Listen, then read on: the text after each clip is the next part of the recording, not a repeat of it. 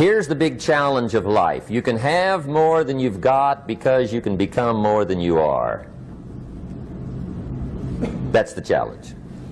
And of course the other side of the coin reads, unless you change how you are, you'll always have what you got.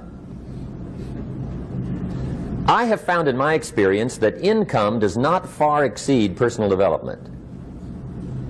Now sometimes income takes a lucky jump, but sure enough, unless you grow out where it is, it'll usually come back where you are. Life has strange ways.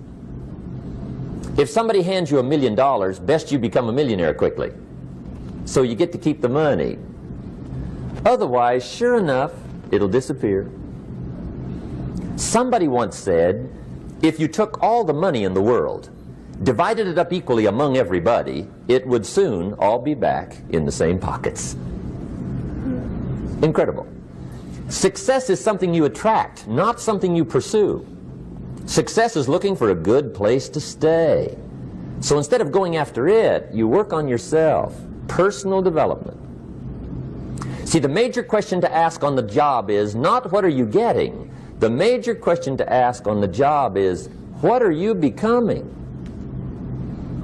See, the big question is not what am I getting paid here? The big question is, what am I becoming here? Because true happiness is not contained in what you get. Happiness is contained in what you become. So that's our major subject for tonight, personal development.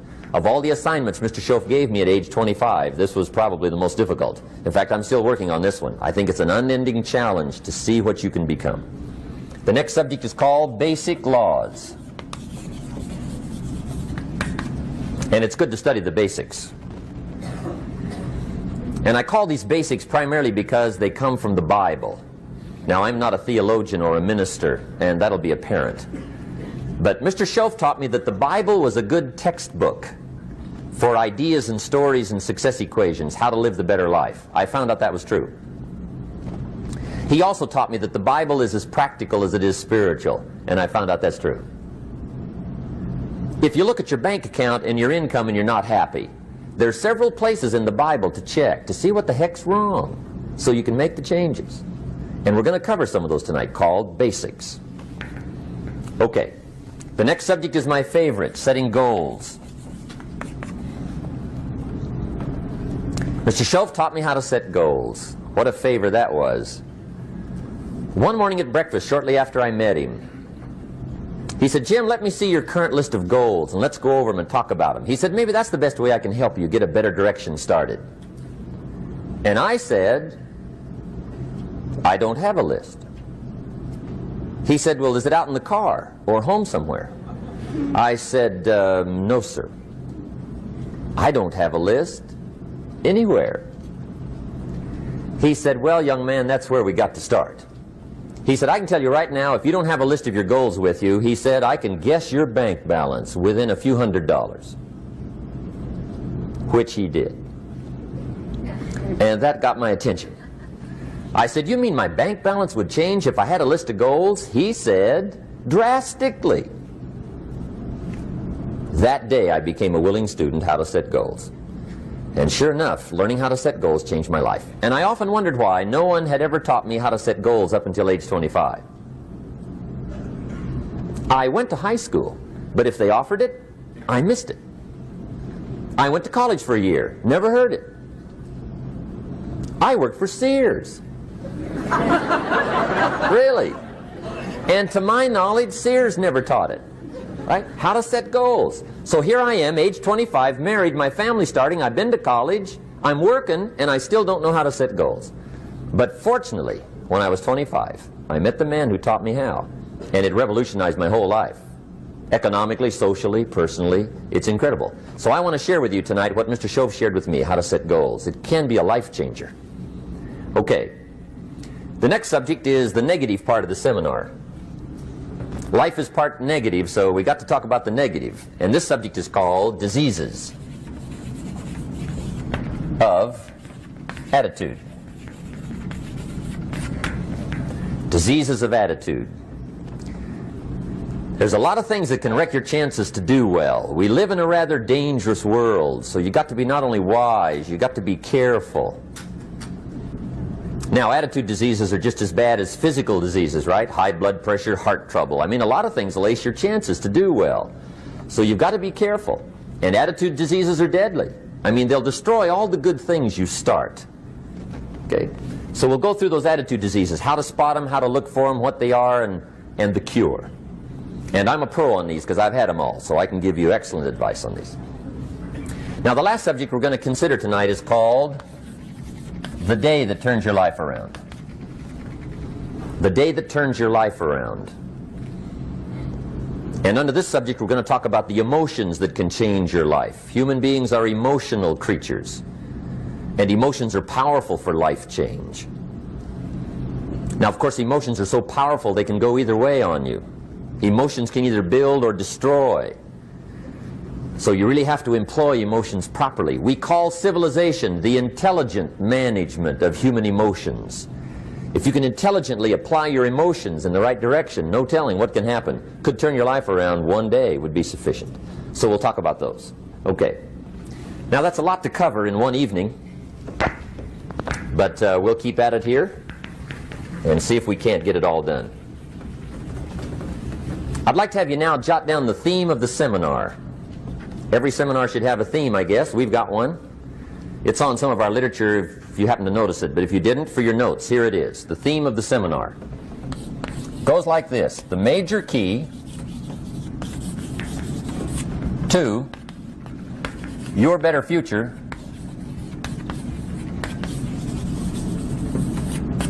is you. That's the theme of our seminar tonight. The major key to your better future is you. And I'd like to have you underline two words just to give it some added punch. Underline the word major and the word you,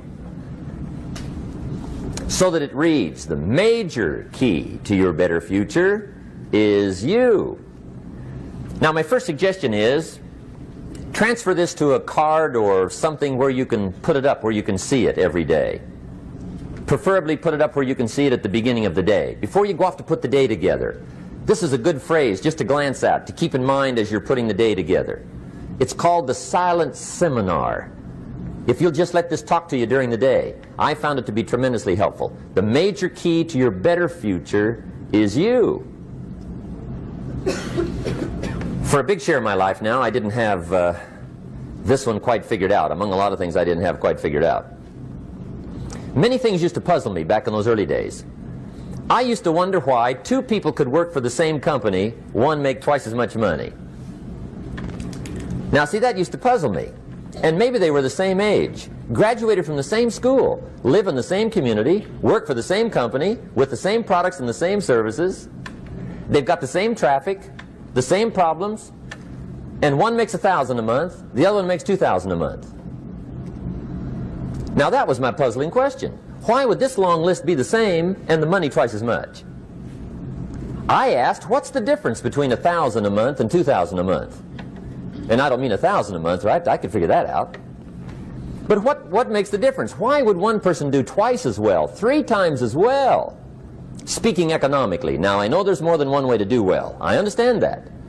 But in this little narrow area called compensation, what's the difference? Well, back then, with my faulty thinking, I'm trying to reason it out. I thought, well, maybe time makes some of the difference, right? Some people do better because they have more time.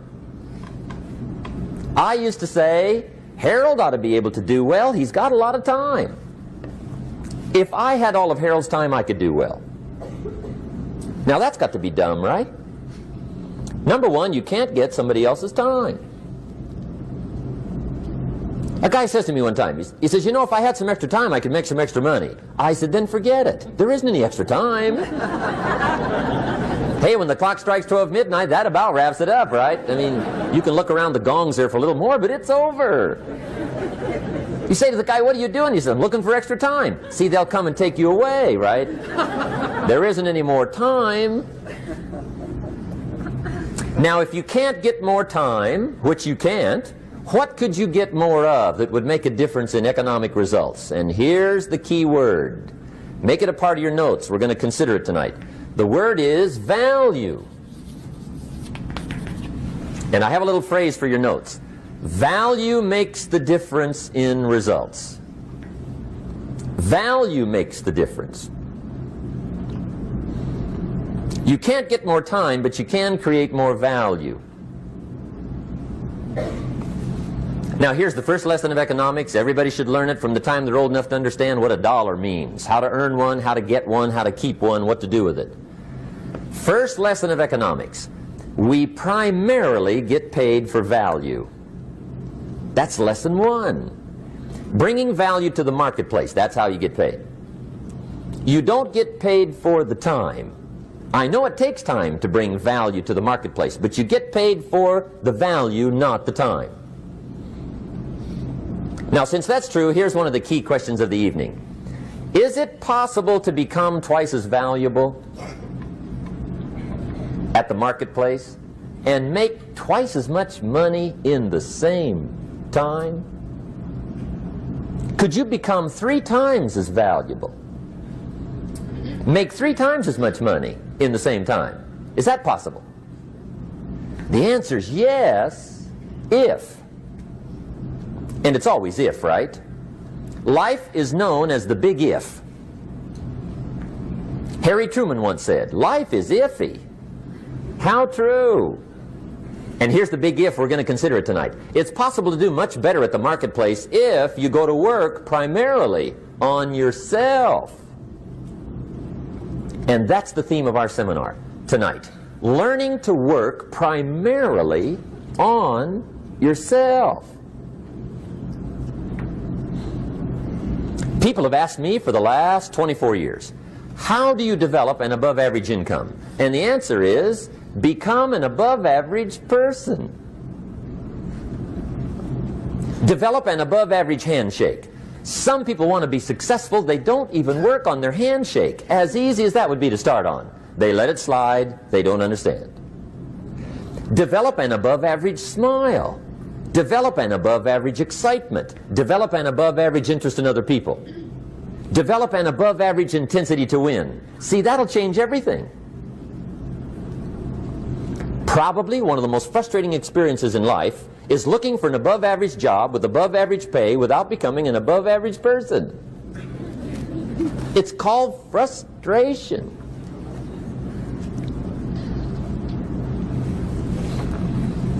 And Mr. Shoaff gave me probably the greatest clue he gave me when I first met him.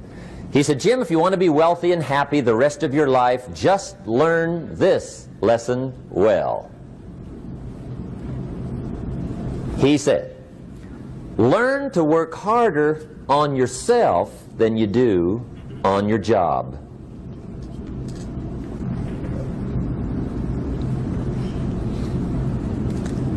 Then Mr. Shoaff gave me probably one of the most important clues among so many things he taught me, but this was in those early days. Mr. Shoaff was very kind, but he was also very abrupt. And he had these interesting questions to ask. I'm giving him a little rundown one day on how things hadn't worked out for me. He said, Mr. Owen, I've got the answer for you if you will listen carefully.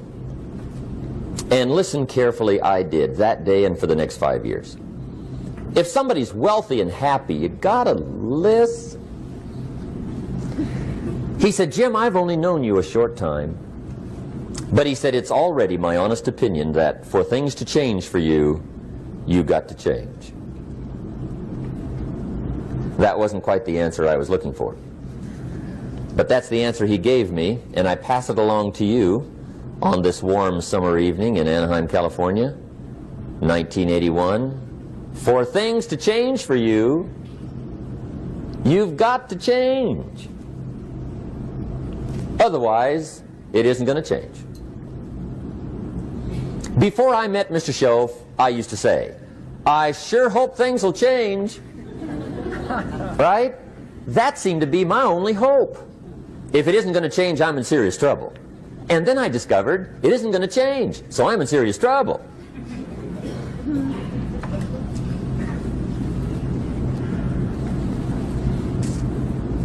See, I can tell you what the 80s are going to be like. You have dropped into the right place. I did a seminar one time for Standard Oil executives and management in Honolulu.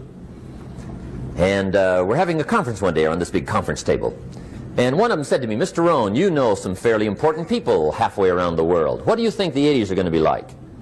I said, gentlemen, I do know the right people. I can tell you. So they all listened very carefully. And I said, gentlemen, based on my wide experience, I can really honestly say to you, in my opinion, in the 80s, it's going to be about like it's always been. Aren't you glad you came? That's inside. I don't pass that around just everywhere. Now, of course, I said that to make a point, but I also said it because it's accurate. It's going to be about like it's always been. It isn't going to change.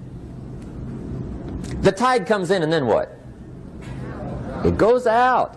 For 6,500 years that we know of, recorded history, and probably long before that. So it is not going to change. It gets light, and then what? It turns dark. 6,500 years. See, it's not likely to change. And we're not to be startled by that. And if the sun goes down, the guy says, what's happened, what's happened? It means he hasn't been here long, I guess, right? It always goes down about this time. The guy says, well, I don't like that arrangement. Well, you got to talk to somebody besides me, right? It gets light, then it turns dark. In rotation, the next season after fall is what? Winter. Pray tell, how often does winter follow fall? Every year regularly for the last 6,500 that we know of. See, it is not going to change. Now, some winters are long, and some are short, and some are hard, and some are easy, but they always come right after falls. It isn't going to change. Sometimes you can figure it out, sometimes there's no way to figure it out. Sometimes it goes well, sometimes it gets in a knot.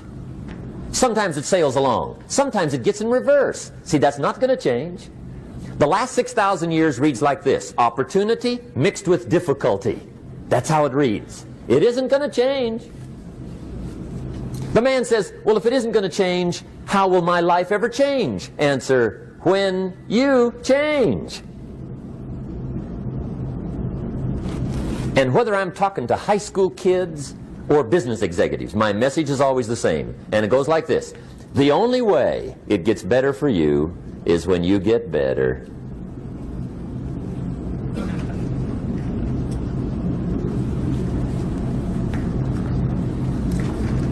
Let me give you the 4 major lessons in life to learn. Here's 4 majors. It's good to study the majors. In our weekend seminar we teach. Some people don't do well because they major in minor things. You've got to be on the lookout. At the end of every week, end of every month, you've got to check, make sure you're not spending major time on minor things. Okay, we go through that whole series. Majors and minors. Now, let me give you 2 phrases before we get to the 4 majors. This will set it up and you'll see where I'm going. 2 key phrases for your notes. Here's the first one. Life and business is like the changing seasons. That's the first phrase. Life and business is like the changing seasons. One of the best ways to describe life, it's like the seasons. Frank Sinatra sings, life is like the seasons. Now here's the second phrase. Very important. You cannot change the seasons, but you can change yourself. You can't change the seasons, but you can change yourself. And see, that's how life gets better for you. Not by chance, but by change. Now, here's the 4 major lessons in life to learn. I've got my first book finished. Came out a couple of weeks ago. This is in it. The 4 major lessons in life to learn. Here they are. Number 1, learn how to handle the winters. That's lesson 1. They come right after falls with regularity. Some are long and some are short and some are hard and some are easy, but they keep coming. You must learn to handle the nights. They come right after days. You must learn to handle difficulty. It comes right after opportunity. You must learn to handle recessions. They always follow progressions. For the last 6,000. See, it isn't going to change. The lesson you must learn is how to handle it. And there's all kinds of winters, right? The winter when you can't figure it out. The winter when it all goes smash. The winter when it turns belly up. The winter when it won't work, when you've run out of money and you've got a broken heart. See, those are winter times. There's all kinds. Economic winters, social winters, personal winters. When your heart is smashed in 1,000 pieces and the nights are unusually long, your prayers seem to go no higher than your head. It's wintertime. Barbra Streisand sings, "It used to be so natural to talk about forever, but used to be's don't count anymore. They just lay on the floor till we sweep them away. You don't sing me love songs, and you don't say you need me, and you don't bring me flowers anymore." A song of winter. But see, the disappointments come. Those are normal. That's part of life. But the question is, how do you handle it?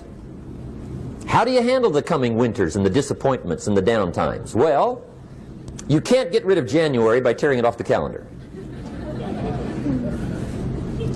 But here's what you can do. You can get stronger, you can get wiser, and you can get better. The winters won't change, but you can. And that's how life changes for you. See, before I understood, when it was winter, I used to wish it was summer. I didn't understand. When it was hard, I used to wish it was easy. I didn't know.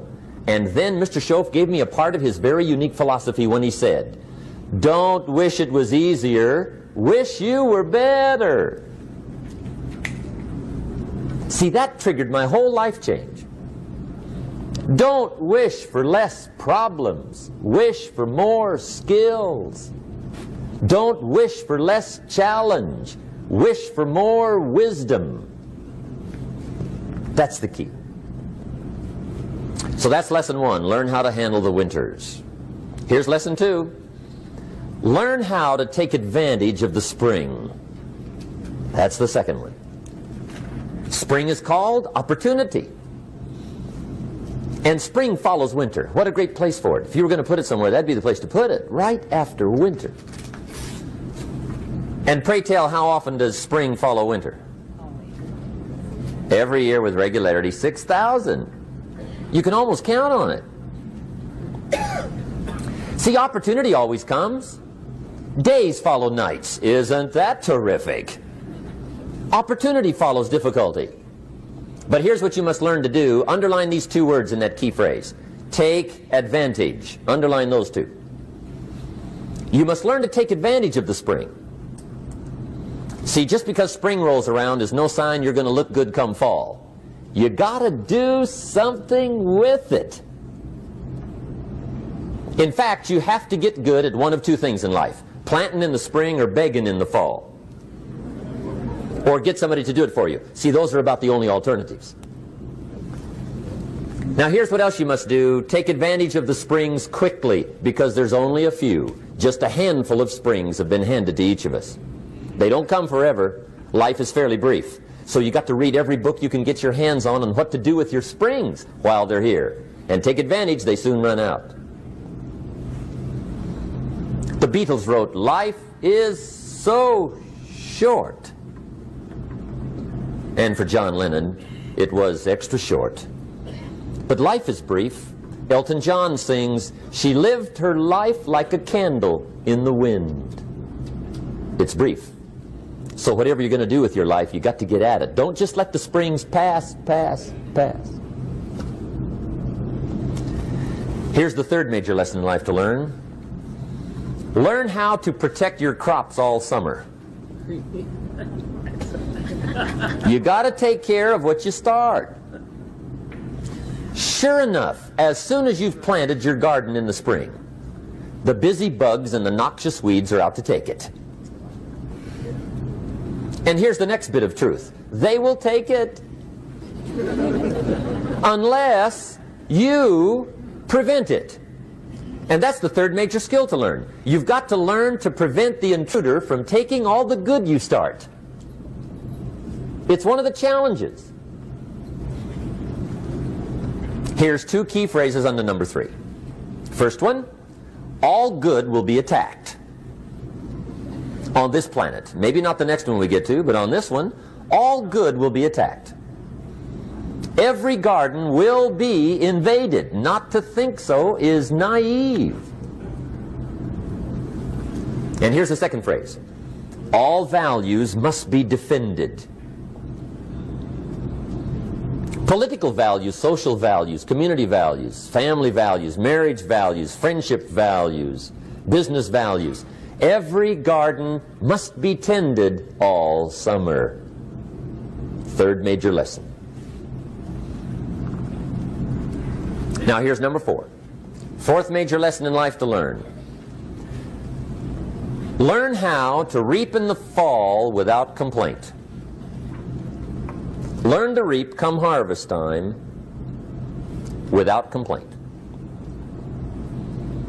Take full responsibility for what happens to you. It's one of the highest forms of human maturity, accepting full responsibility. It's the day you know you've passed from childhood to adulthood, the day you accept full responsibility. And another note, learn to reap in the fall without apology. Without apology if you do well, and without complaint if you don't. That's maturity. I used to have that long list of reasons why I wasn't doing well. To explain. You got to explain, right? Otherwise you're going to look bad. I used to have this funny list called Reasons for Not Looking Good.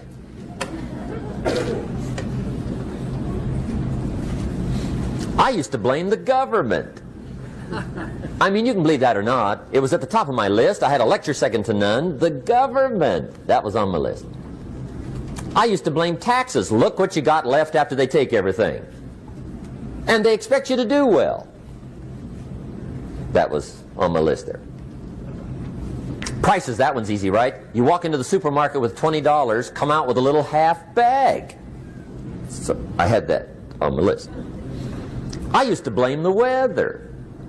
I blamed the traffic. I used to blame my car. I blamed the manufacturers. I used to blame the company. I blamed company policy. I used to blame the training program.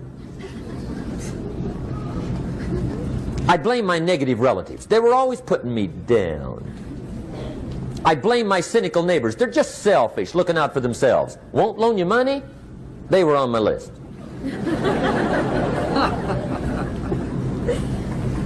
I used to blame the economy. I blamed the community. That's a pretty good list for not doing well, isn't it? I thought it was good. I'll never forget one day, Mr. Shoaff was very kind, but he was also very blunt. And this was no exception. And I'm glad he was blunt. There's a lot of things I'd have missed if he hadn't have been blunt. One day, with sort of a curious look on his face, he said, Jim, just out of curiosity, tell me, how come you haven't done well up until now? Excellent question. I thought, well, so I won't look too bad, I'll go through my list. And this list I just gave you, I put that on him. And he was very patient. He let me go through the whole thing, the government, the weather. I went through this whole thing. When I finished, he looked my list over very carefully. He said, Mr. Rohn, big problem with your list. You ain't on it. How brilliant.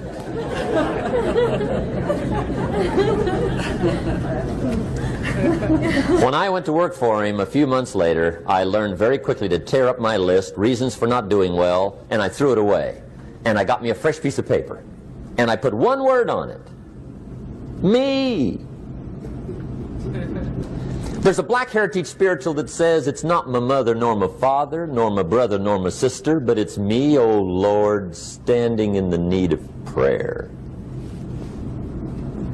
See, I used to blame everything outside. And then let me give you a little philosophy that helped turn my life around. For your notes, here it is. It's not what happens that determines the quality or the quantity of your life. It's not what happens. And the reason is because what happens happens to about everybody. No different. The sun went down on all of us last night. A common event, a happening. And I found out that the same things can happen to two different people. One gets rich and one stays poor. Why is that? It's because it's not what happens, but rather it's what you do that changes everything. So that's a key phrase. It's not what happens, it's what you do. What happens is about the same. You might put that in parentheses here. Same. What people do, that's what's different. Anything can happen, right? Everything can happen. I've heard all the stories. I've been one of the stories. Hey, we could all tell stories all night long, right? Happenings. Anything can happen. Have you heard of Murphy's Laws? Anybody here heard of Murphy's Laws? Okay, most of you have. Murph had these laws. One of them was, if anything can go wrong, it will. That's one of Murphy's Laws. He was not one of the great positive speakers of the day. But anyway, it's still true though, right? Anything can go wrong, everything can go wrong. For sure. I've fallen out of the sky so many times. Once to the tune of a couple of million. Devastating. Took me a while to survive that one. Now, it wasn't all that much, but it was all I had. Right? I mean, that's when it's much, right? When it's all you got. If you got 3, 2 go, you got 1 left, you ain't looking that bad. But when it all goes, has anybody been there when it all went? Anybody? Come on, the rest of you liars. Go ahead. Hey, we've all been there, right? When it all went. Of course, it used to be a long time ago, right? When you ran out of money, got to 0, you were all through. Heck, now you can whistle right on by 0, right? I mean, they will bury you. That's what they will do.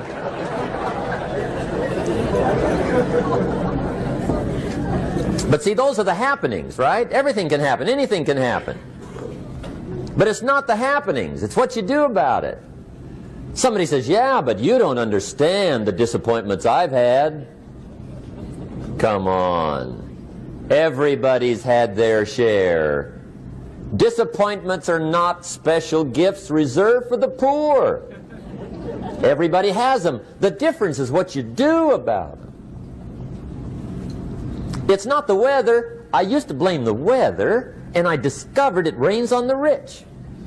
So see, that won't help. 2 men wake up one morning, there's a rainstorm on. One of them looks out his window, sees the rainstorm, and he says, wow, what a storm. With weather like this, they can't expect you to go out and make sales. He stays home. Same morning, the other guy looks out his window, sees the same storm, says, wow, what a storm. But he says, you know what, with weather like this, what a great day to go out and make sales. Most everybody will probably be home. Especially the salesman.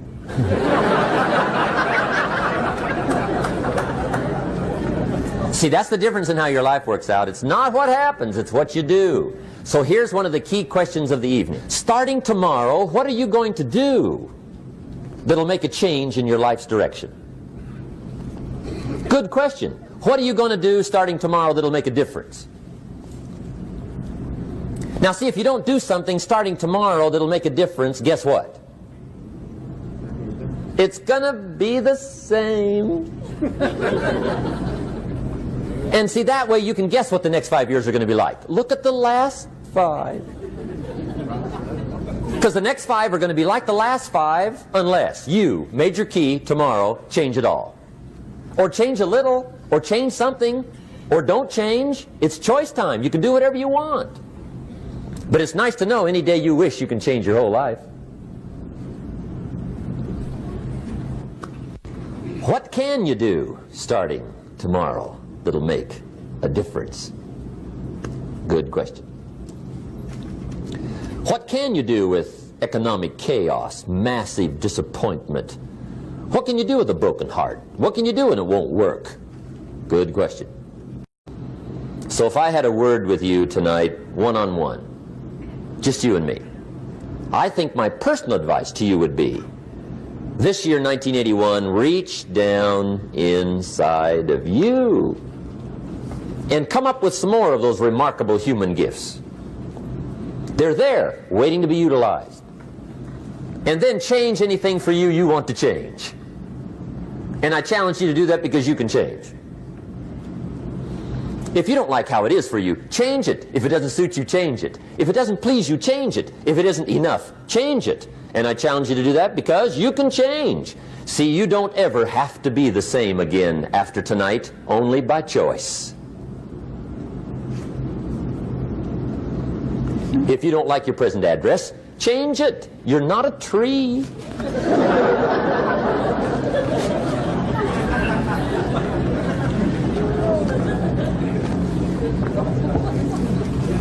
Now, let me give you 3 steps to personal development. Let's get down to the nitty-gritty. What does it take to really make the changes starting tomorrow? It takes more than philosophical pronouncement. I know that. It also takes more than enthusiasm. I know we're hearing a lot about enthusiasm these days, but see, that just won't do the job. We're still hearing the old cliches of the 30s, right? To be enthusiastic, you must act enthusiastic. But see, that's not going to help. After you have leaped about, there are some things you got to do, or it isn't going to change. See, you can get all excited about lifting 200 pounds till you get to the gym. And then you need a new excitement. And the new excitement is called discipline. Major step to human progress. Discipline. If there's one thing to get excited over, that's it. Get excited over your ability to make yourself do the necessary things. What could you make yourself do starting tomorrow that would change it all? No! Tell him. Now, see, that's exciting. On any given day, you can massively change the direction of your life. Murder is a clear example that any one person on any given day can forever alter the course of their life. It just happens to be a negative act. But just as sure as you can commit a negative act, you can also commit a positive act and forever alter your life, whenever you wish. Now that's exciting. And whatever that act might be that changes your life. The guy finally takes a shotgun to his car and blows out every window, destroys every tire, puts 100 rounds in this shabby old thing. And he says, I have driven this embarrassing thing for the last time. And not only will I never drive it again, nobody else will ever drive it again. And he lets that shuddering thing stand there for a while as a monument to the day he said, today my life changes. Now who can do that? Anybody. When can you do it? Whatever day you pick.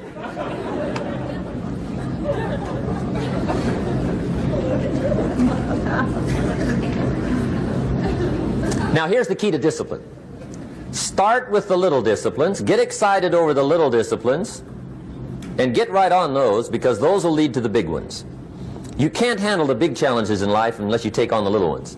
Make a list of all the things you can do, get right on those, discipline yourself for those, both for the results and for the muscle and for the practice, so that when life hands you some big challenges, you'll be ready, you'll have the muscle.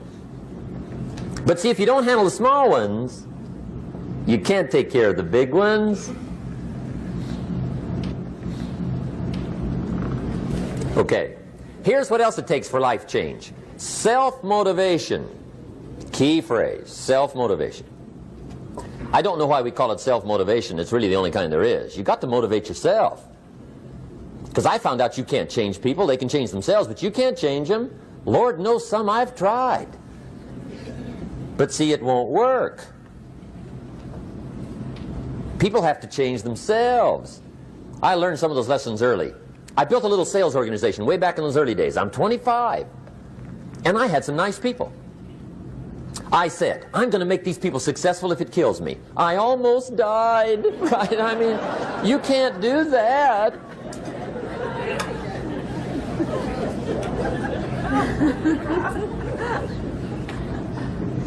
See, I've discovered this. Good people are not trained, they're found.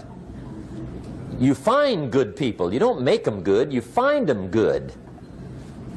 Training really is for the purpose of finding good people. You don't need much instruction for a good person. Too much training probably means you got the wrong people.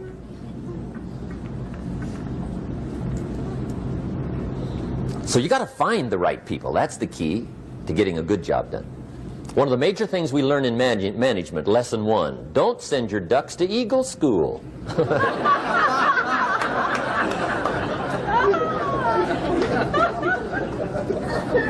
Because it won't help. I mean, I'm telling you, it won't help, no matter how good your school is.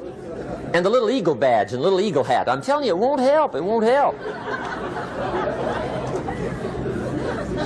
You can tell whether your school's done any good, right, is when it's over, right? The duck goes for his first rabbit and makes him a friend. You say, no, no, no. Anyway, so it takes self-motivation to really alter your life. And you don't want to give self-motivation away to somebody else and make it somebody else motivating you. The guy says, boy, if somebody just come by and turn me on. What if they don't show up? Right? See, you got to have a better plan for your life. Okay.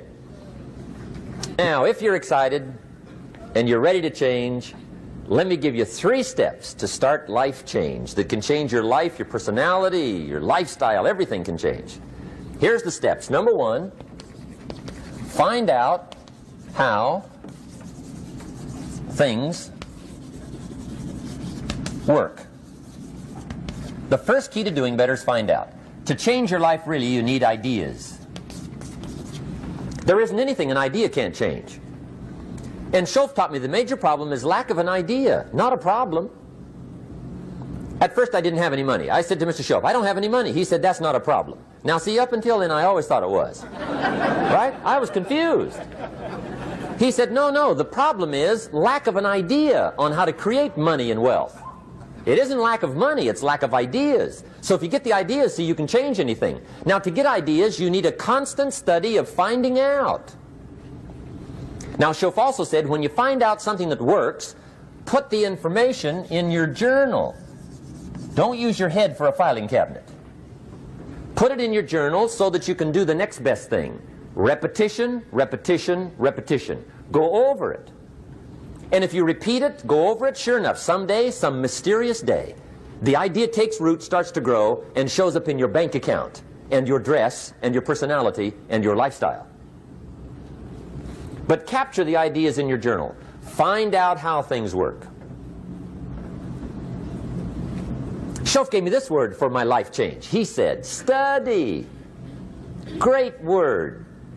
If you wish to be successful, study success. If you wish to be happy, study happiness. If you wish to be wealthy, study wealth. Don't leave it to chance. Make it a study. Some people just go through the day with their fingers crossed. See, that won't do it. You've got to study the things that can change your economic, social, spiritual, personal life. Now, here's a qualifying phrase. And we'll have several of these qualifying phrases throughout the seminar. Here's the first one. You may not be able to do all you find out. I understand that. You may not be able to do all you find out, but you should find out all you can do. See, you don't want to wind up at the end of your life and discover that you've lived only 1/10 of it. And the other 9/10 went down the drain. Not for lack of opportunity, for lack of information. So that's number 1, find out how things work. Now here's the best human virtue for finding out. Curiosity. Make a note of that. Curiosity. Be curious. You might add a word to it that'll help. Childish curiosity.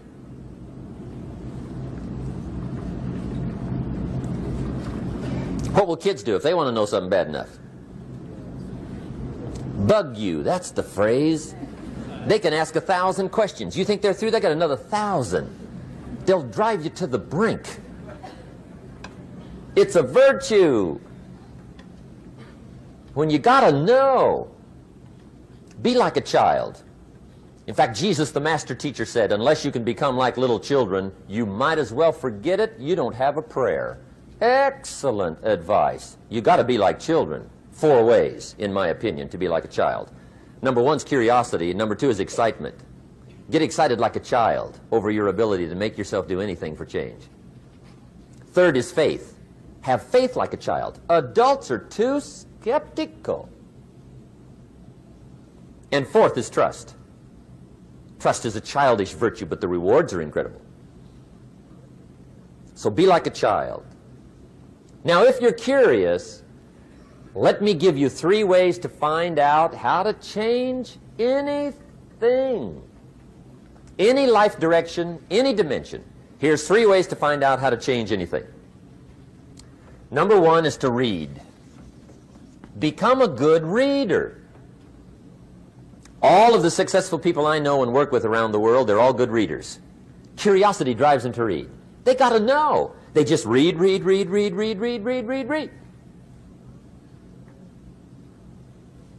Become a good reader. Now, that's my opinion. Listen to the other lecturers and listen to me and make up your own mind. Don't be a follower. Be a student. Okay? I say, really, for life change, you got to read. One way to learn is from your own experiences, but another way to learn is from other people's experiences. See, one book might save you 5 years if you read it. Did you know there's books on how to be stronger, more decisive, be a speaker, be a leader, have a better effect on other people, develop your personality? Did you know there's books on that? And people don't read them? How would you explain that? And they can read?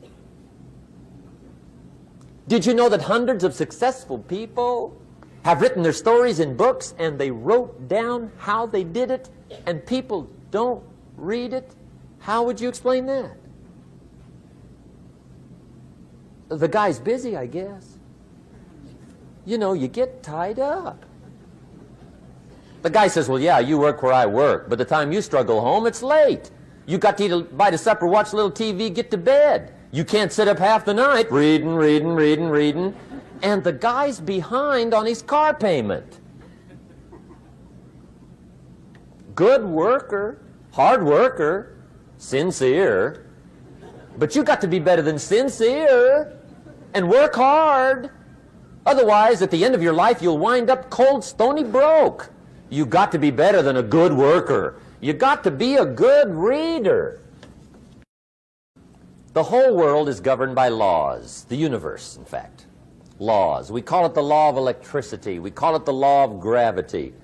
There's mathematical laws. There's physical laws. Speed and velocity laws. Agricultural laws. There's all kinds of laws.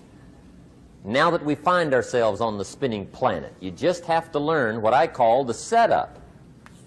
Learn the setup. Life's setup.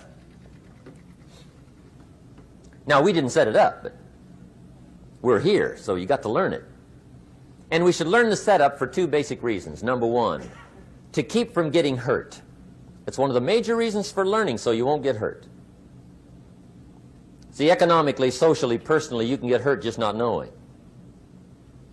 Ignorance is not bliss. Ignorance is poverty. Ignorance is tragedy. You got to know, or you're going to get hurt. It's good to know not to walk out the 10-story window. That's excellent information. Now, what if a guy didn't know and he walks out? Now he's dead at the bottom. Somebody says, well, the poor guy didn't know. You got to know, or you're going to get hurt. Okay. Now, here's a parenthesis. You don't have to like the setup. I don't ask you to like how it is. That's not what's important. But it is important to learn how it is. Okay? So you don't have to like it, but you should learn it. That's what I tell the kids, right?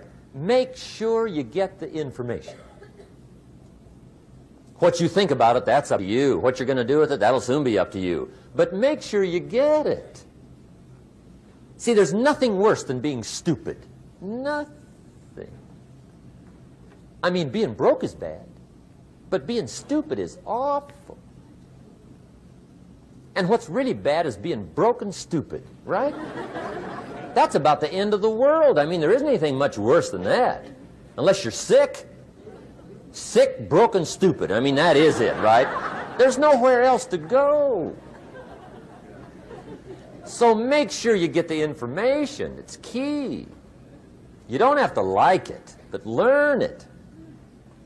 If this big monstrous thing lifts up in the sky, hangs there for a little while, cuts loose, comes crashing down, boom, shakes the ground for 5 miles.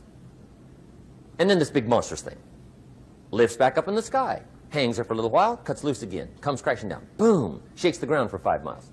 It just keeps doing it, this big monstrous thing, lifting up and then crashing down, boom. Now, you might come along one day and say, that's got to be a stupid arrangement, which is okay.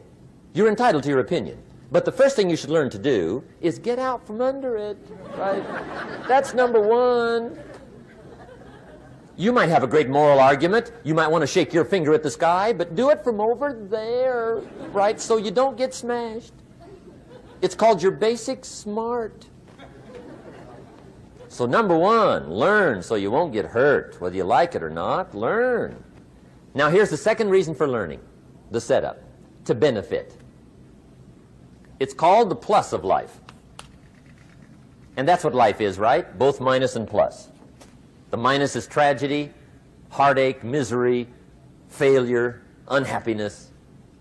But life is also happiness, prosperity, good feelings. So here's the key. Learn to get on the good side of the way things work.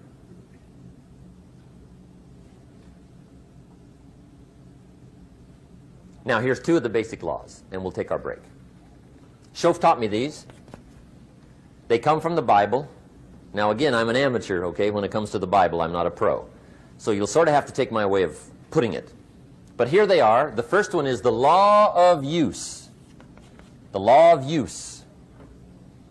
And it goes something like this. Whatever you don't use, you lose. Lack of use causes loss.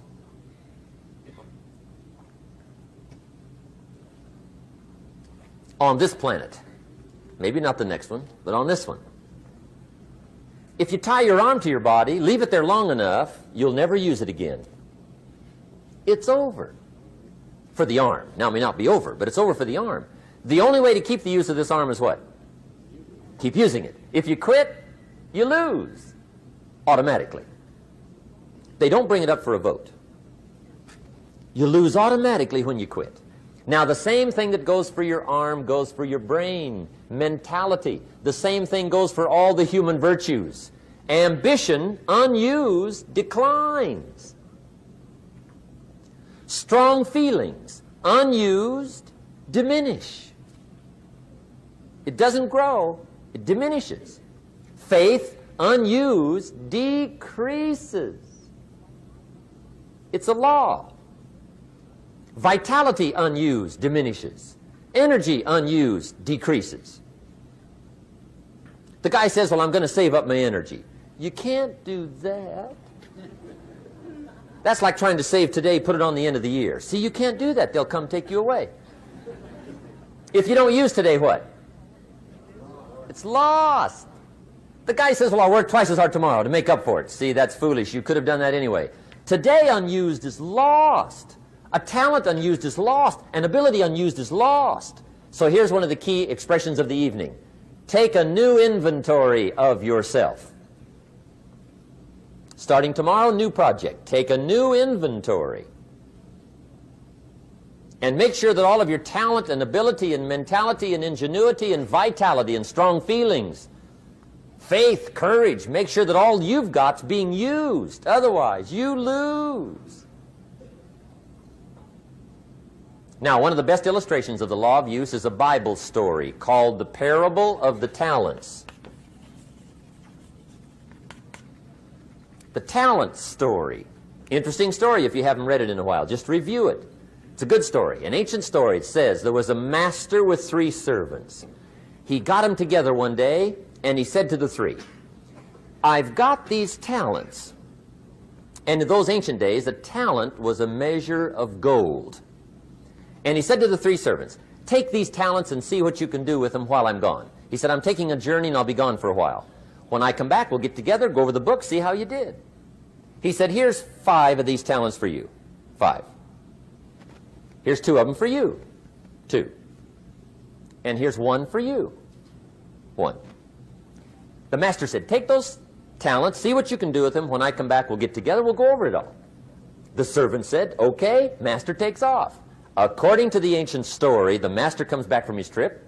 When he gets back, he gets the 3 servants together, and as he said he would, he asks, how did it go with those talents? You were 5. What happened? That servant said, well, I took the 5 talents you gave me, and I put them to work. A little shaky at first, but he said things finally got rolling. And he said, I poured it on. And he said, my talents grew to 7, 8, 9, 10. He said, I doubled my talents from 5 to 10. Books will show. Master said, one heck of a job. Or something like that. He said, I gave you 2 talents. What happened? That servant said, about the same thing happened to me.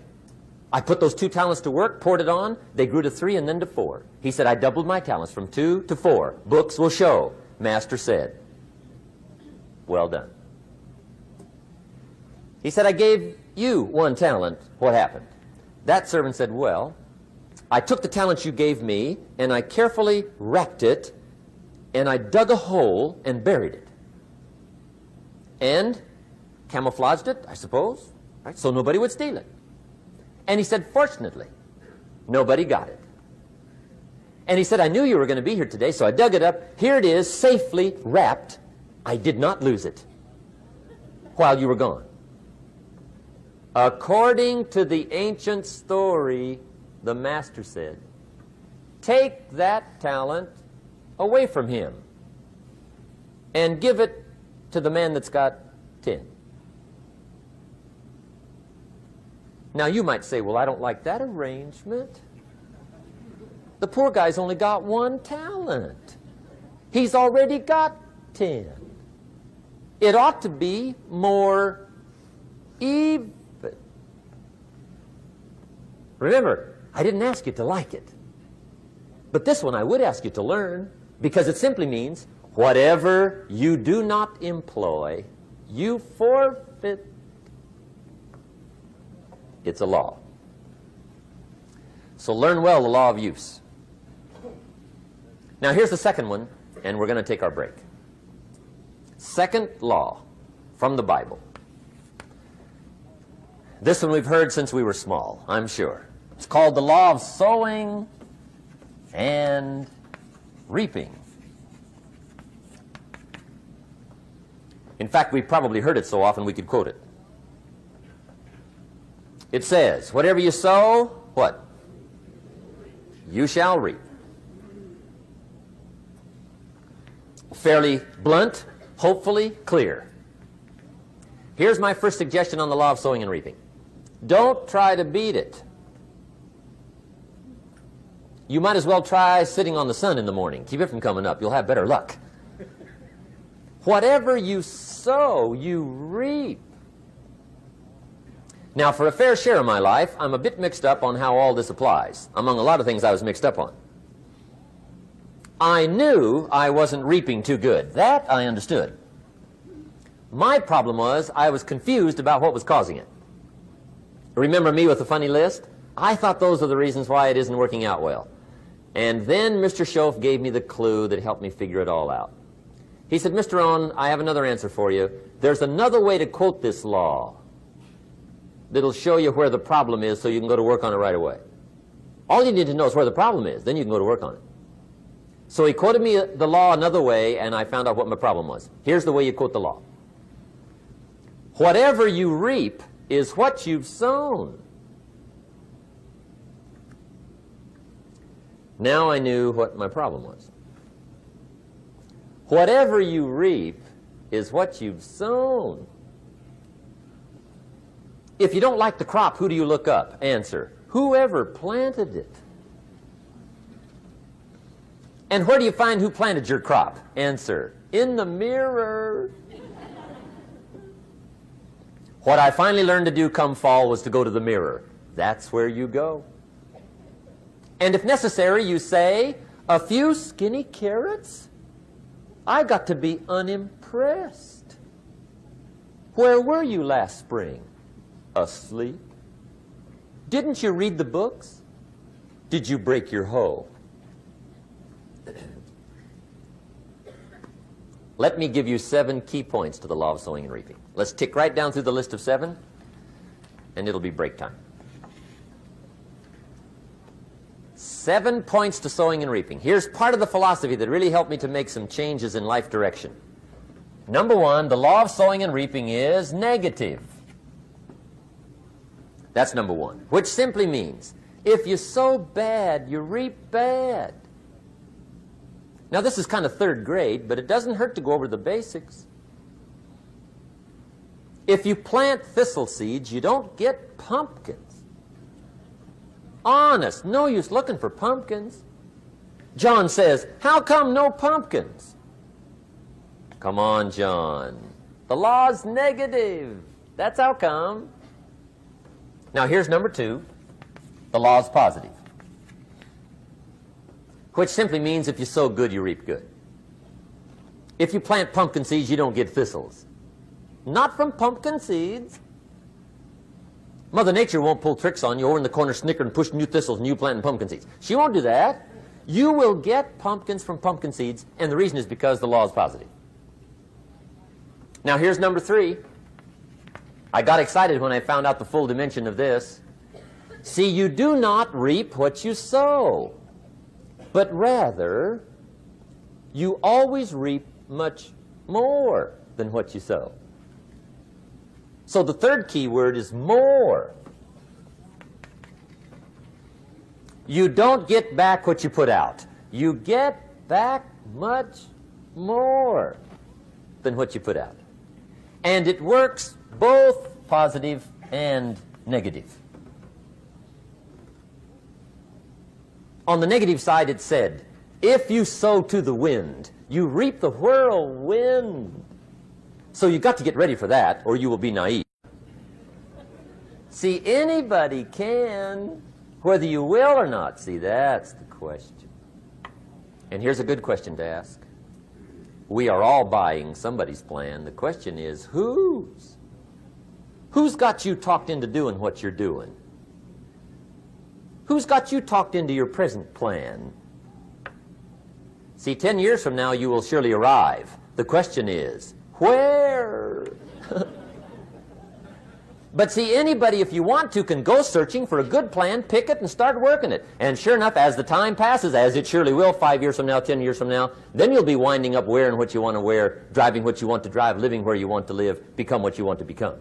But now's the time to fix the next 10 years. And who can? Anybody. Here's number 6. The 6th key to sowing and reaping. This is leveling with you now, as we promised to do. There's one thing better than the truth, and that's the whole truth. And here's part of the whole truth of the law of sowing and reaping. Number 6 is, you could lose. There are times when you just lose, no matter what you do. It's that kind of planet. You reap what you sow, yes, but... What does that mean? Yes, but, well, the farmer plants his crop in the spring, takes care of it all summer, loves his family, works 10, 12 hours a day, 6, 7 days a week, is an honorable man. Come fall, he's got a beautiful crop, and he deserves every bit of it. But the day before he sends the combines into the field, a hailstorm comes along and beats it all in the ground, which means you lose. Somebody says, well, what did he do wrong? Answer, nothing. It's just that kind of planet. Sometimes it's going to hail on your crop and rain on your parade, so you got to get ready for that or you will be naive. That's just part of the life arrangement. And don't press me why. I was not in on some of the original decisions here, so I don't know how it got set up. But there's just times, sometimes you lose. That's part of life. But now here's number 7. The 7th key to sowing and reaping. And it goes like this. It's just another way to quote the same law. And it goes like this. If you don't sow, that's just another way to quote the law. If you don't sow, what? You don't reap. You don't even have a chance. So if you looked at your game plan tomorrow, you might come to the quick conclusion, I got to get some sowing going. How true. Get you some sowing going. And remember, you've got plenty of time. You've got all the time there is. Some people spend enough TV time to make a fortune. The latest article on television watching in this country, according to the latest article, the average television is on in this country in every household 7 hours a day, called the Big 7. I asked a guy one time what his TV cost. He said about $450. I said, you forgot to look at the price tag. He said, what do you mean? I knew he was a TV watcher. I said, that television costs you, in my opinion, at least $12,000 a year. To watch it, not to own it. Owning it's cheap. Watching it is what's expensive. And I said, hey, $12,000 a year is too much to pay to watch TV. That's too much. Pay a little, but not $12,000. And he's the guy that said, I hope pay TV never comes.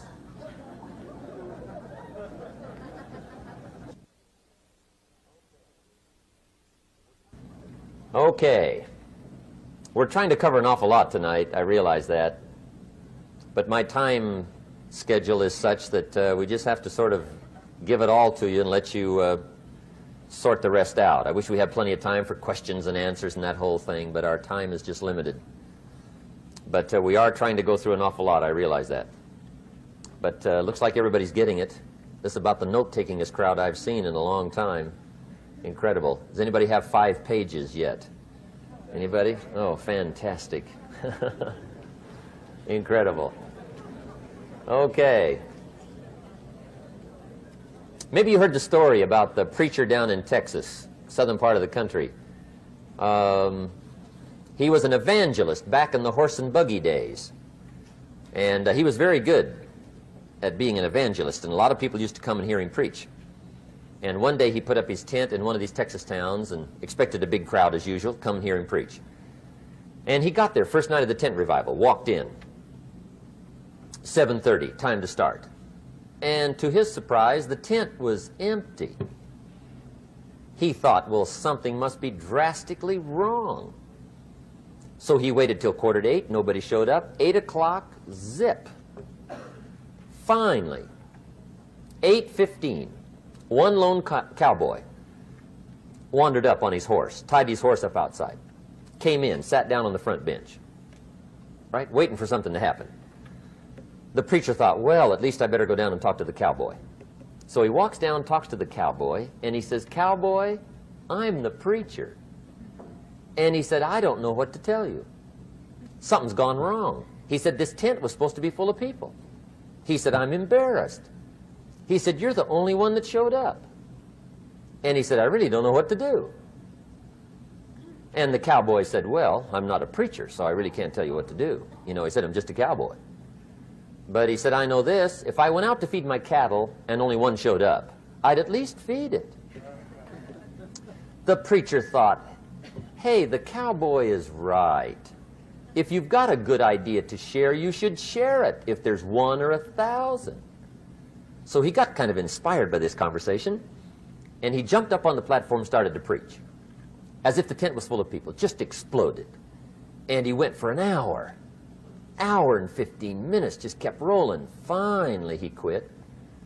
And when he finished, he came down off the platform, talked to the cowboy again. Says, well, cowboy, what did you think of my sermon?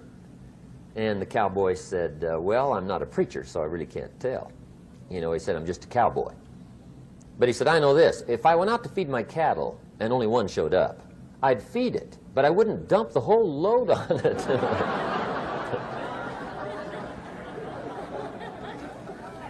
So anyway,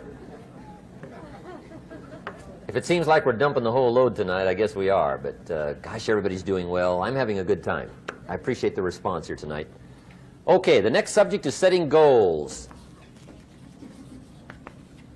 Let me show you what turned my life every way but loose. Mr. Shoaff dropped this idea on me, changed me completely. Setting goals. Here's what can easily happen if you don't set goals. It's easy to let life deteriorate into making a living instead of designing a life. And we all have a choice. Make a living or design a life. It's easy to get trapped by economic necessity and settle for existence rather than substance. That's easy. But the best advice I can give you on how to break out of that trap is to learn how to set goals. Mr. Shoaff put it to me this way. He said, Jim, if you had enough reasons, you could do the most incredible things. I never forgot how he put that. If you have enough reasons. See, reasons will change your whole life. Mr. Shoaff said to me, he said, Mr. Rohn, I think you've got plenty of intelligence, you've got plenty of talent, you've got plenty of ability. Probably what you lack is plenty of reasons. He said, I don't think your current bank balance is a true indication of your level of intelligence. I was happy to hear that. He said, I think you're much smarter than your present bank balance indicates. And that turned out to be true. I was much smarter. But of course my first question was, well then why isn't it bigger? And he said, you don't have enough reasons. You've got enough intelligence, but not enough reasons. So see, reasons can change your life. Here's what else I found out. Reasons come first, answers come second. You don't get the answers to do well till you get the reasons. Life has a mysterious way of hanging on to all the answers and only gives them up to the people that are inspired by reasons. So reasons make the difference in how your life works out. Now, what are some of the reasons for doing well? Let's go through a quick list called Reasons for Doing Well. First is personal reasons. Some people do well for recognition. Some people do well for respect. Some people do well for the way it makes them feel. They love the feeling of being a winner. Those are good reasons. I have some millionaire friends that keep working 10, 12 hours a day, making more millions. And it's not because they need the money. It's because they need the joy and the satisfaction and the pleasure that comes from being a constant winner. And see, it's not just the money anyway. It's the journey, not the money. Once in a while somebody says to me, boy, if I had $1 million, I'd never work another day in my life. That's probably why the good Lord sees to it they don't get their million, right? They'd quit. They'd quit. Okay. Next is family reasons. Some people do extremely well for other people, and that's powerful. Human beings can greatly affect each other. Sometimes we will do things for somebody else we will not do for ourselves. We're made that way. I met a man one time who said, Mr. Rohn, to do all the things I want to do with my family around the world, he said, I got to have at least $250,000 a year. I thought, incredible. Could a guy's family affect him that much? And the answer is, of course. How fortunate are the people that find themselves greatly affected by somebody for personal achievement. And we are affected. The writer of a recent song said, "If not for you, the winter would hold no spring, couldn't hear a robin sing. I just wouldn't have a clue if not for you." So we can be affected. That might be one of the most stimulating reasons to do well, finding somebody. When Andrew Carnegie died, the wee little Scotsman that built the big steel industry, when he died, they opened up his desk, and in one of the desk drawers, they found a slip of paper. On that piece of paper, Mr. Carnegie had written his goal for his life, and he wrote it when he was in his 20s. And on that piece of paper, it said, "I'm going to spend the first half of my life accumulating money. I'm going to spend the last half of my life giving it all away." What a goal. He got so inspired by that goal that the first half of his life, he accumulated $450 million. And the last half of his life, he gave it all away. Good question tonight. What's got you turned on? What's got you bombed out of sight to get up early and stay up late and hit it all day? Next question. What's got you turned off? When I found the answers to those two questions, my life exploded into change. I finally found out what had me turned off, and I got that cured. And then I got me a long enough list of reasons to turn me on. And once the lights went on for me, age 25, they've never gone out. I've fallen out of the sky a few times, but I've never lost that drive to make something unique out of my life. See, reasons altered my whole life. Now, there's another list of reasons called nitty-gritty. Hard little reasons. Sometimes those little reasons are the most powerful reasons that can change your life. Sometimes it doesn't take much. I now carry several $100s in my money clip. It's only a few $100s, but it was one of those reasons turned my life around. Just before I met Mr. Shoaff, I heard a knock at the door. I go to the door, and there's a little girl standing there about this tall selling Girl Scout cookies. And she gave me one of the finest sales presentations I've ever heard. Special deal, several flavors, this whole package of stuff, $2. And with a big smile, she very politely asked me to buy. And I wanted to. Big problem. I'm broke. I don't have $2. And to this day, I can remember the pain and the embarrassment. I'm a father. I'm a husband. I've been to college. I'm working. I'm 25. I don't have $2. And I didn't want to tell her that for some reason.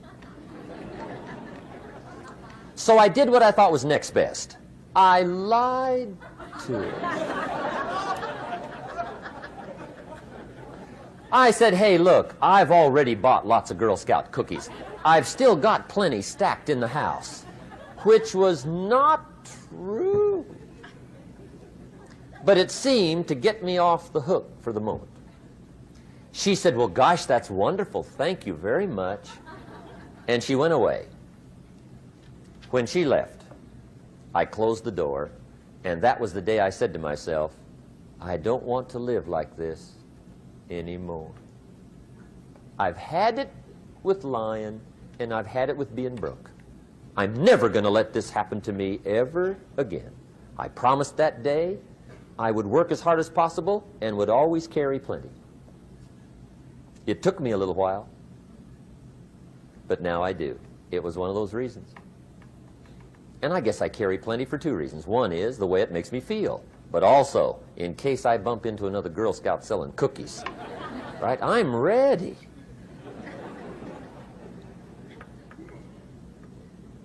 I walked out of the Bank of America one time up in Saratoga, California, where I used to live. Two little girls selling candy right outside the bank. Good place. Some girls' organization they're working for, right? I come walking out of the bank. This first little girl walks up to me. She said, "Mister, would you like to buy some candy?" I said, "I probably would." "What kind is it?" She said, "It's almond roca." I said, "My gosh, that's my favorite." She said, "Wonderful." I said, "How much is it?" She said, "It's just $2. I thought, incredible.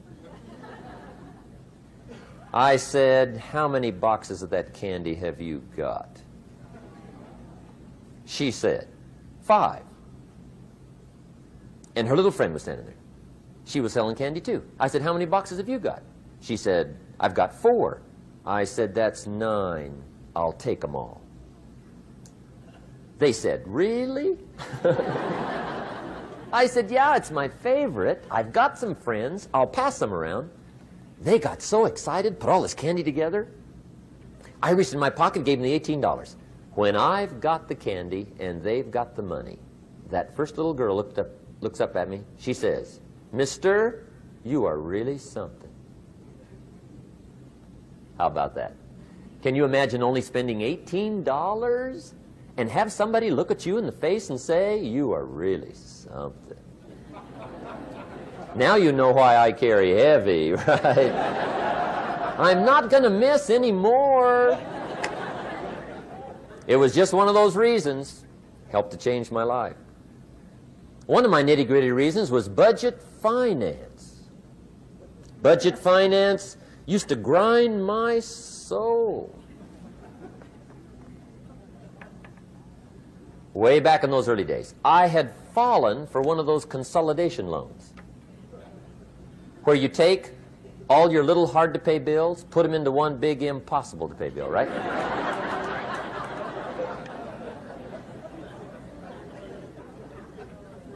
I would get 4 or 5 payments behind. This one guy used to call me day and night. I don't think they're allowed to do that anymore. Harassed me. Threatened to run me in front of the judge. Threatened to ruin my credit.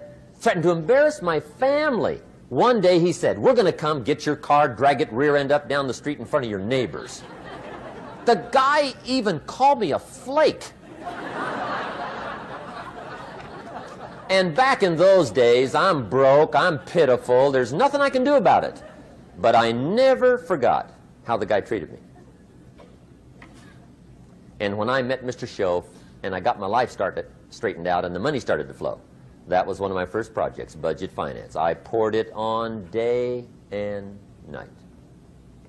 I finally put all the money together I owed him, which was considerable. I picked a day for the payoff. And when the payoff day came, I put the money in small bills in a big briefcase. And I walked into the budget finance office on Wilshire Boulevard in Los Angeles. The guy who harassed me so often, his desk was about 3 back. I walked right up to his desk, startled him. He wondered what I was doing there. It was the first time I'd been there since I'd borrowed the money, right? Without saying a word, I opened up this briefcase, dumped this pile of money all over his desk. I said, "Count it. It's all there. I will never be back." And I turned around and stormed out. Now, that might not be noble, but if you haven't tried it, you've got to one time.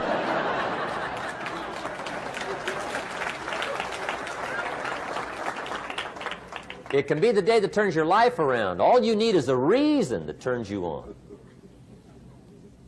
One of my dear friends, Robert Depew, Bobby used to be a school teacher in Lindsay, olive capital of the world. Bobby taught school several years, got a little weary teaching school. One day decided he wanted to get into sales. So without telling anybody, he just up and quit his job teaching school and jumped into sales. When he did, his brother made fun of him, laughed at him, put him down. said Robert's lost his mind. Had a good job teaching school. Now he thinks he's a salesman. He's going to go down the drain, lose everything. Just put him down something fierce. Bobby said, the way my brother acted when I got into sales, he said that made me so mad. I decided to get rich. And my question for you tonight is it possible to get that mad? Of course. Wealth is not a matter of intelligence. It's a matter of inspiration. Today, Robert happens to be one of my millionaire friends. Bobby's rich.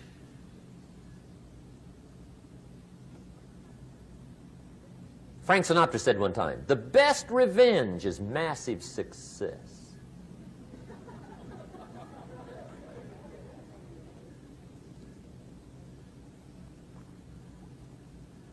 Hey, get you a long enough list of reasons so that after tonight you never lack for inspiration. You might not have all the answers right away, but you can get the answers if you can get the reasons. Now, let me give you a little simple formula for goal setting. Okay? We take 2.5 hours on the weekend for the whole 10-year plan. We don't have time for that tonight. But let me get you started with a little simple formula Mr. Shoaff gave me. And maybe this will be helpful. First of all, I've divided goals into two parts. First is long range. Long range goals. That's your dreams. Your dreams for the next 3, 5, 10, 20, 30, 40 years. Actually, the rest of your life. Your dreams. You've got to keep dreaming. Ronald Reagan, president, said to the joint session of Congress a few weeks ago, the Republic is a dream. And if we don't keep dreaming, we will lose the Republic. Your better future is a dream for yourself and for your family. Where do you want to go? What do you want to do? What do you want to be? What do you want to see? You've got to dream dreams. There's a Bible phrase that says, without dreams and visions, people perish. You've got to have something to go for that inspires the heart and the soul. Dreams. From the children of Sanchez, it says, take the crumbs from starving soldiers, they won't die. Take the bread from hungry children, they won't cry. But without dreams, we all will die. You've got to dream. Don't lose your dreams for yourself, for your future, for your family. The dreams of love and enterprise and travel and doing things, becoming something unique on your journey here. Don't lose your dreams. Do some dreaming. That's long-range goals. You've got to have those. So that's number one. Here's the second part of goals, short range. Short range goals. That's your goals for tomorrow, this week, this month, this year, the immediate future. We call these confidence builders. Because if you set up something short range, go for it, get it, latch onto it, work hard, accomplish it. That starts building your strong feelings to go for your dreams. Now, I've divided goals into 3 categories. Here they are. Number 1 is economic. That's your goals for money, income, business, profits, production. Economics. Make sure you've got your economics well planned. Economics plays a major role in everybody's life. Economics is major, which means it ought to be meticulously well planned for tomorrow, this week, this month, this year, long range. What if you asked somebody tomorrow if you could see their meticulously well-planned list of economic goals? What would they probably say? They'd say, you some kind of a nut? You must be weird. Hey, I found out what success is. Success is doing what the failures won't do. Make sure you've got your economics well planned. It'll put you in the top 5%. One of the key little subjects we talk about on the weekend is the 7 fundamentals for wealth and happiness. And that's one of them, well-planned economics. It's a fundamental if you want to do well. Join the top 5%. Anybody in this room can join the top 5%, if you will. Okay. Now here's the second category of goals, things. Make a list of the things you want. And on my list of things, now I put everything. Little things as well as major things. Doesn't matter how small it is, it goes on my list. I used to just put major things, cars, homes. I don't do that anymore. I now load my list with everything. Everything. And the reason is, part of the fun of having a list is checking it off. That's it. Boy, at the end of the day, if you can go, got it, got it, got it, got it, got it, got it, whatever it is, right? You get into the habit. So load up your list, the things you want. Now, when you check off something major, celebrate. That's an important point to make. Celebrate your achievements. Live it up. Have a party when you reach something you've worked for a while. See, we all grow from two experiences. One is called the pain of losing. The other one is called the joy of winning. We need both of them. Amplify them as much as you can, which also means make losing painful. If you set up something, fooled around, didn't get it, put it on yourself. On the other side, if you did get it, congratulate yourself. Self-congratulations is a sign of maturity. Seeking congratulations is a sign of immaturity. But hey, winning and losing, see, that's what it's all about. That's the name of the game. Now, some people lead such mediocre lives, at the end of the day, they don't know whether they're winning or losing. They got no clue. Guy's just going through the day with his fingers crossed. There's a better way. Okay, here's the third category of goals, personal development. Put those goals together. Personal development goals. That's your goals to be stronger, more decisive, be a speaker, be a leader, learn a language, all kinds of skills. Okay? The whole weekend seminar was designed to improve all your skills so that you walk away more skillful. And that's what you want, the personal development skills. That's what attracts, that's what brings good things to your life, the person you become more skillful. Now, this is quite a package to work on. Economics, things, personal development. For tomorrow, this week, this month, this year, long range. Okay? That'll get you started. Now, here's the simple formula for setting goals. It goes like this. A, work on your goals.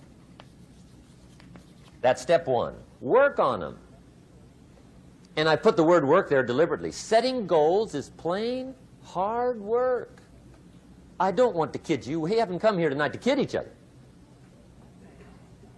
It's work. I know it's work. That's why a lot of people just let it slide. It's work. Many people work hard on their job, but they don't work hard on their future. They just let that slide. And the work involved is making plans.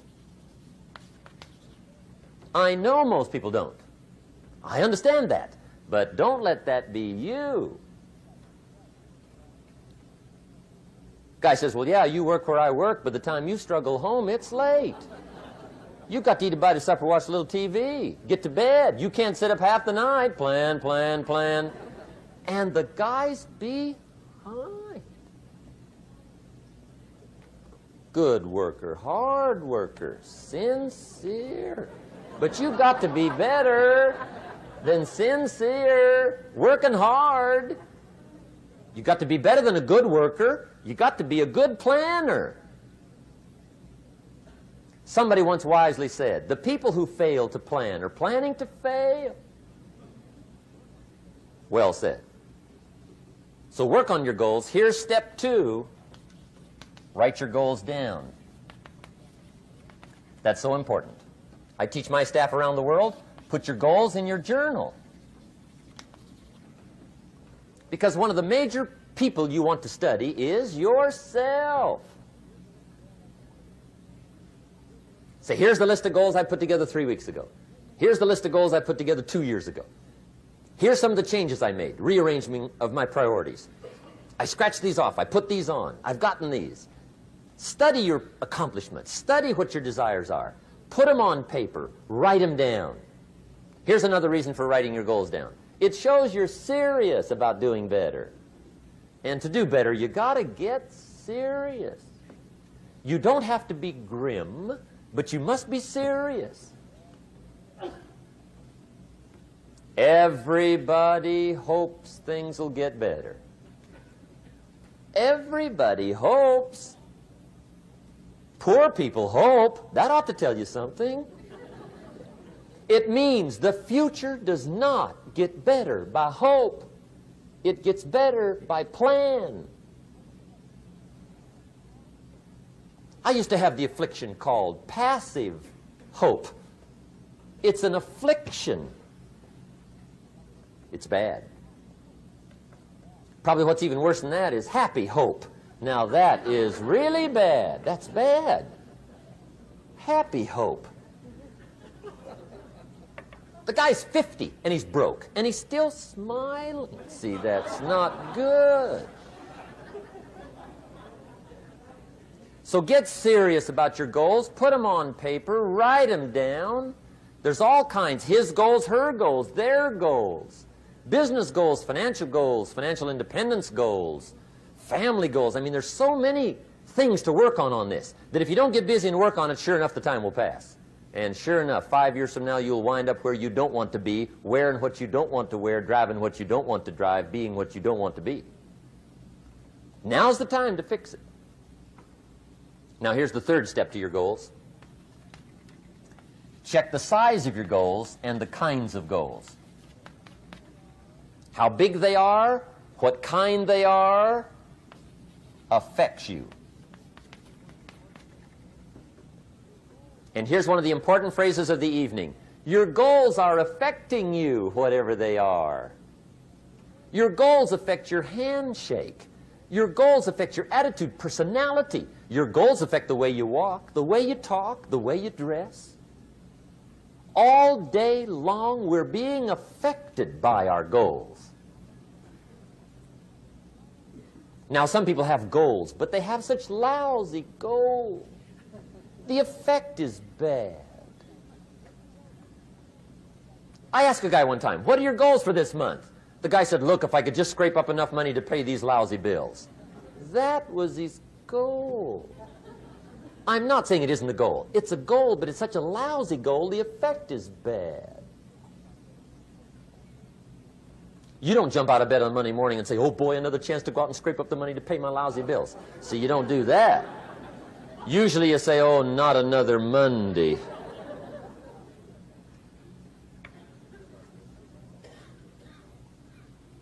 And some people have so given up on life, they have joined the thank God it's Friday club.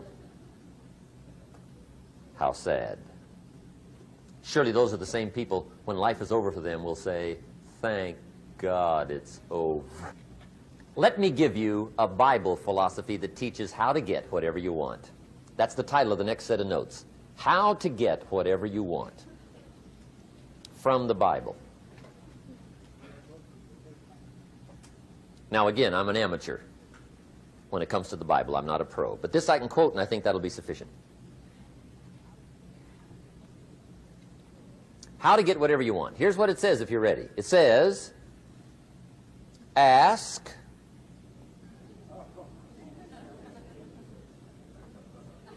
that's it. End of notes. Ask.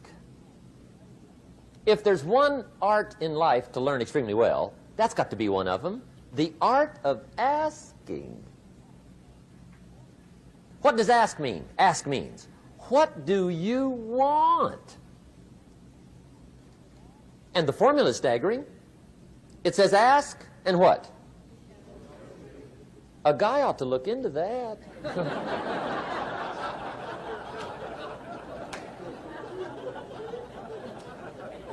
He says, yeah, but you work where I work, by the time you struggle home, it's late. You got to eat a bite of supper, watch a little TV, get to bed.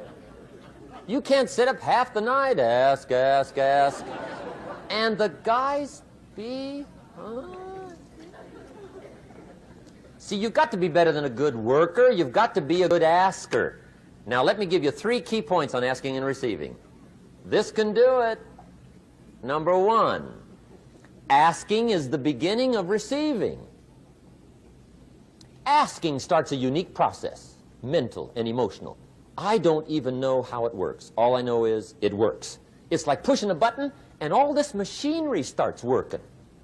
I don't know how. It just works. There's a lot of things you don't need to know how. Just work them. Some people are always studying the roots. Others are picking the fruit. I mean, it depends on what end of it you want in on. Asking is the beginning of receiving, so start the process. Here's number 2. Receiving is not the problem. Receiving is automatic. Now, if that's true, receiving is not the problem, what's the problem?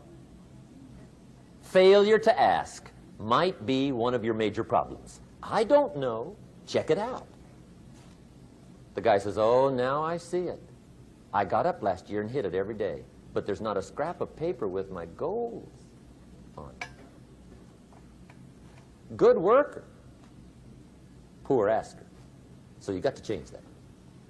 Here's number 3. Receiving is like the ocean. There's plenty, especially in California. It's like an ocean here.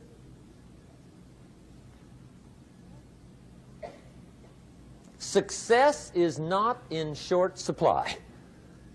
It isn't rationed, and you stepped up to the window and it was all gone. No, no, no. It's like an ocean here. Now, if that's true, what's the problem? Well, some people go to the ocean with a teaspoon. Have you got the picture? See, what you want to do in view of the size of the ocean is trade your teaspoon for at least a bucket, and you'll look better down at the ocean. Kids won't make fun of you, right? Okay. Now, there's 2 ways to ask, and we'll wrap up goal setting. 2 ways. Here's number 1. Ask with intelligence. It didn't say ask intelligently, but I'm sure it meant that. Don't mumble. You don't get anything by mumbling. Be clear. Be specific. Intelligent asking means how wide, how high, how soon, when, what size, what color, how much. Define what you want and describe what you want. That's powerful. In the weekend seminar we teach, goals become like a magnet. They pull you that direction. And the better you describe them, the more they pull. So ask intelligently. Here's number 2. Ask with faith. That's the childish part of the equation. Believe you can get what you want like a child.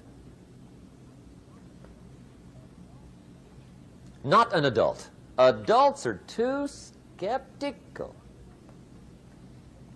So the formula really reads, make plans like an adult and believe in them like a child. And the most incredible things will happen. Just try it for 90 days. Just try it. You can always go back to the old ways. Just try it. Just 90 days, 90 days. Now, here's the last qualifying phrase on goal setting, as we promised to qualify everything. And it simply goes like this. Remember, you won't get everything you want. And we've already studied the reason for that. Simply, sometimes it hails on your crop and rains on your parade. It's that kind of planet. So you won't get everything you want, but if you will work this goal-setting formula, you can get plenty for wealth and happiness. Okay, that's goal setting. We use it around the world. We recommend it. Now, maybe it won't work as well for you as it has for me. I don't know. Maybe not. But what if it did? You got to try. Okay. Here's the last subject, the day that turns your life around. Let me just quickly give you a list of 4 emotions that can change your life in one day. Emotions are powerful. Sometimes it doesn't take much to alter your whole life direction.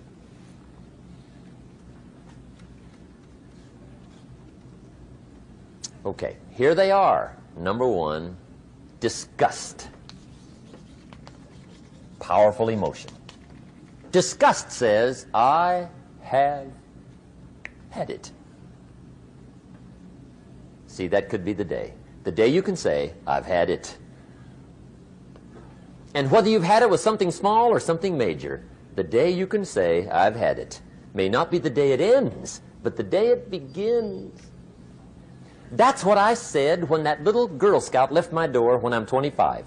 I give her the big lie, she leaves, I say, I don't want to live like this anymore. I've had it with lying and being broke. Powerful day. The man's finally had it with mediocrity. He's had it with being a loser. He's finally had it with those awful sick feelings inside, knowing his wife is at the grocery store looking at 2 cans of beans, one marked 37 cents, one marked 39 cents. And the guy sick inside knows his wife's going to buy the 37-cent can, and she doesn't even like the brand. Do you know why she's going to buy the 37-cent can? To save 2 cents. The guy sick inside finally says, I've had it. Being on my knees in the dust looking for pennies, we're not living like this anymore.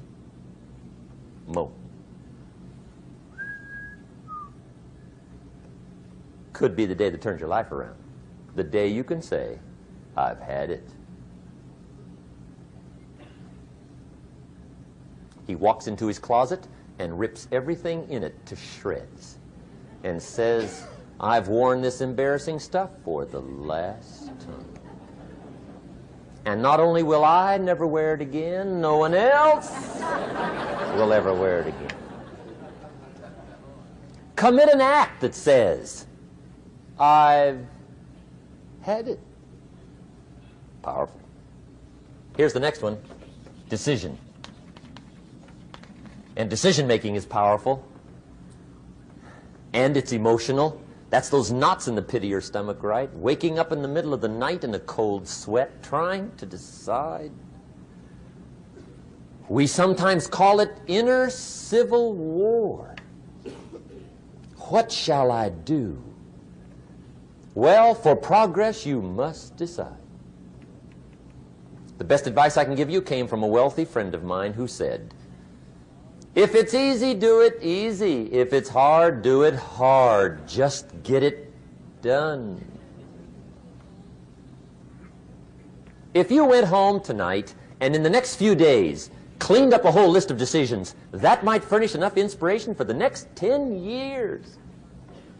I found this out many times after you've decided. Getting on with it is easier than deciding. Sometimes decision is the toughest part. Here's the next emotion, desire, wanting to bad enough. And I don't know how to tell you to want to. That's something you've got to come up with. There's 2 things I know about desire. Number 1, it comes from inside, not outside. You don't send off for it. Number 2, I know desire can be triggered by something. Who knows what it might be? Sometimes desire waits and sleeps for something to happen. Maybe it's a book, maybe it's a song, maybe it's a sermon, maybe it's a lecture, a seminar, maybe it's the conversation of a friend, a happening, an event. Who knows? The best advice I can give you is what I give my staff. It goes like this: welcome every human experience. You never know which one is going to turn it all on. Even the bad experiences. Sometimes from the bitterest experience comes the greatest awakening. So let down the barriers, take down the walls. The same wall that keeps out disappointment keeps out happiness. Let life touch you. Don't let it kill you, but let it touch you. Here's the last one. This one's powerful.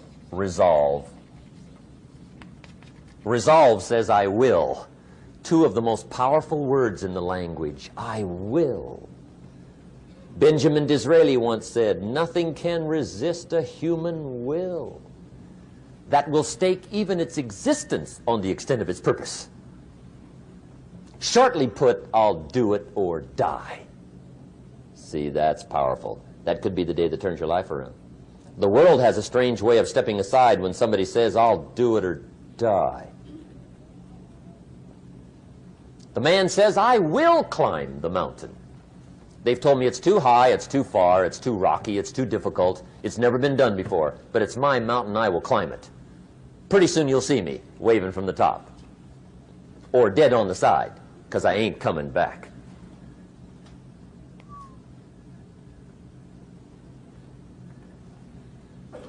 The best definition I ever got from the word resolve came from a little junior high girl in Foster City, California, up north. I'm talking to the junior high kids one day. I love to ask kids definitions. They come up with beauties.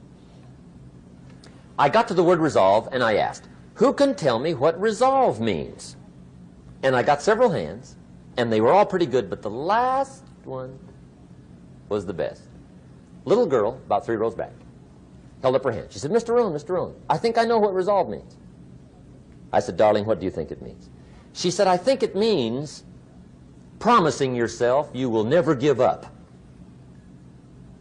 I said, that's it. Webster, stand aside. That is the definition. Promise yourself you will never give up. I asked the kids, how long should a baby try to learn how to walk? How long? How long would you give your average baby before you shut him off? How long? See, any mother in the world would say, you're crazy. My baby's going to keep trying until it learns how to walk. What a magic formula.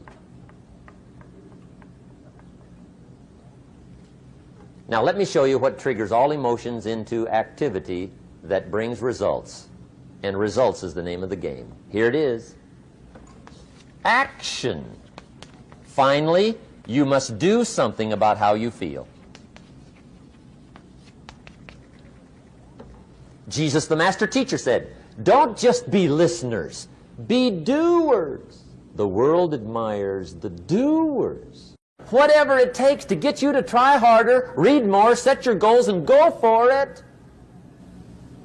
Here's the next attitude disease. Over-caution. Some people never will have much. They're too cautious. Now, you can also be too reckless, but you can also be too cautious. This is called the timid approach to life. And my caution was always the risk. Risk used to drive me right up the wall. I used to say, what if this happens? It's called the language of the poor. What if this happens? And on top of that, if this was to happen, look at the fix I'd be in. I better not try. I could always ace myself out.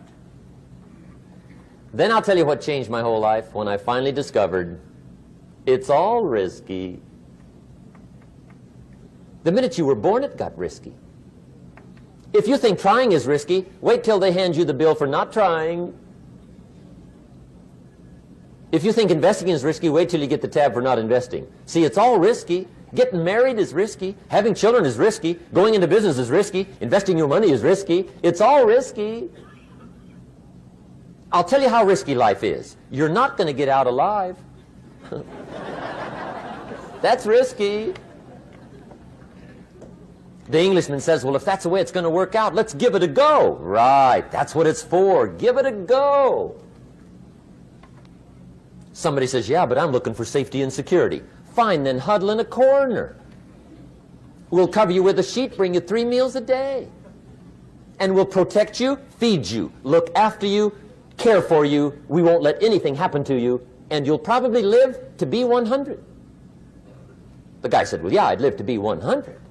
But what a way to live. Right. What a way to live, safe and secure. Don't ask for security. Ask for adventure. Better to live 30 years full of adventure than 100 years safe in the corner. And see, it's not important how long you live. What's important is how you live. Here's the next attitude disease. We're almost through with this motley list. In fact, we're almost through. Hang on. The next one is pessimism. Pessimism, the deadly disease of always looking on the bad side, the problem side, the difficult side, checking all the reasons why it can't be done. The poor pessimist leads an ugly life. He doesn't try to figure out what's right. He tries to figure out what's wrong. He doesn't look for virtue. He looks for faults. And when he finds them, he's delighted. How ugly. This is the poor guy who looks through the window, doesn't see the sunset. He sees the specks on the window.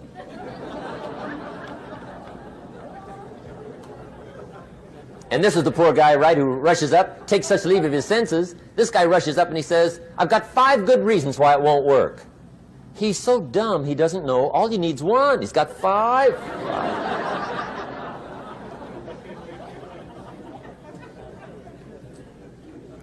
To the pessimist, the glass is always half empty. To the optimist, the glass is half full. Why would the same measure affect people 2 different ways? Answer, it all depends on how you look at it. Our lives are mostly affected by the way we think things are, not the way they are. The way we think they are affects us most. There's a subject we don't have time to get into tonight called better thinking habits. One of the major things Shoaff taught me when I met him, he said, poor thinking habits keeps most people poor. Not poor working habits. Most people work hard, but they don't think hard. And Shoaff taught me that the mind is like a factory, a mental factory. And whatever you think about all day long pours ingredients into this mental factory. And that's what builds the economic, social, financial fabric of your life. He quoted me a Bible phrase that says, as you think, so you become. How awesome. When he talked about poor thinking habits, he had me. I used to start the day reading the morning newspaper. I mean, you can believe that or not. I'd get a cup of coffee and read the paper. I'd load up on wars and riots and murders and stabbings and killings and bank robberies and muggings and car wrecks and tragedies. I'd even read the back pages. I seem to like that stuff for some weird reason. I'd load up on all that, and then I'd start the day. You can imagine the kind of days I used to have. You walk around on your financial knees. They call you economic peewee.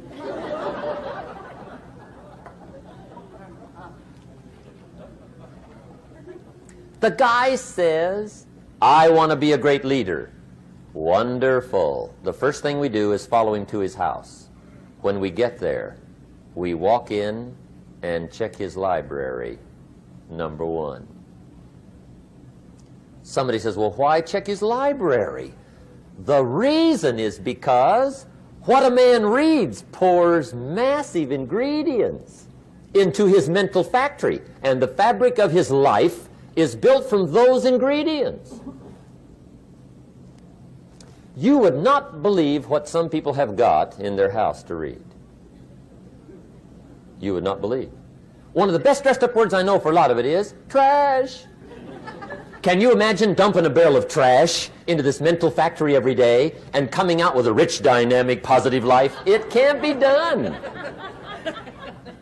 You might as well try making a cake with cement.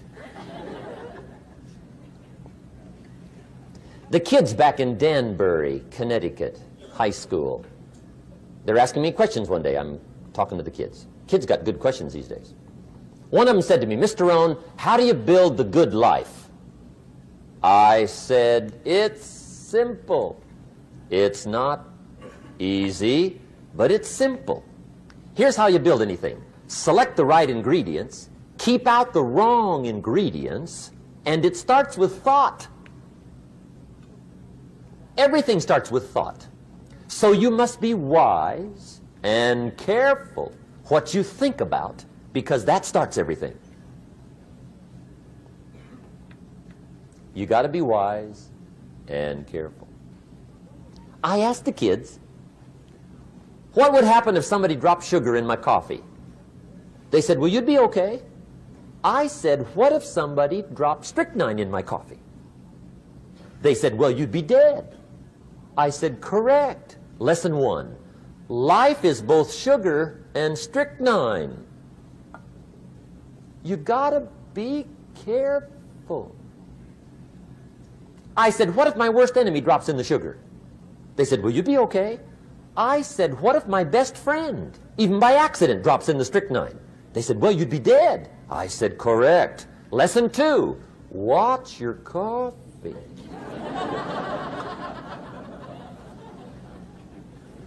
You got to be careful. See, it doesn't matter who hands you the bad stuff. It doesn't matter where you get the bad stuff. It'll still do its damage on your bank account, wherever you get it. Mr. Shoaff gave me one of the greatest phrases when I first met him, when he said, "Jim, every day stand guard at the door of your mind." How important. Stand guard at the door of your mind. And you decide what goes into your mental factory. Don't let anybody just dump anything they want to in your mental factory, because you've got to live with the results. Okay, here's the last disease, and we're through with this list. In fact, we're almost through. Hang on. The last subject is very brief. The last disease, but this one is deadly. Engage in this one, indulge in it even slightly, and you might as well forget the future, because it's going to forget you. Complaining, crying, whining, griping, a Bible word called murmuring. See, that'll ace your future. Spend 5 minutes complaining, and you have wasted 5. And you may have begun what's known as economic cancer of the bone. Surely they will soon haul you off into a financial desert and there let you choke on the dust of your own regret. I hope I said that well, so you won't forget. It's a deadly disease. If you don't think it's bad, ask the children of Israel of Old Testament fame. Typical of us all, their story just happened to get in the book. Story says, children of Israel were slaves. God performed a series of dazzling miracles and got them out. And now they're heading for the promised land. Remember the story? Heading for the promised land. Tragedy of the story, they never got there. Reason. From day one, they started to complain. They griped about the water. They griped about the weather. They whined and cried and griped about the food. They griped about the leadership. They whined and cried because it was too far, too cold, too hot, too difficult, too miserable. I mean, they whined and cried for years. Finally, God said, "I've had it, trip canceled." Or something like that. The story says they died in the desert, never got to the promised land. Which I think means two things. Indulge in this long enough, you get your future canceled. And I guess it also means even God himself can only take so much.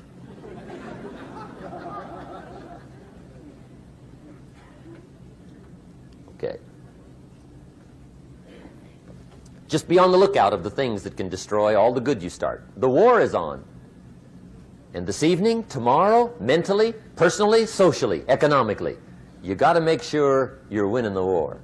And this is part of it.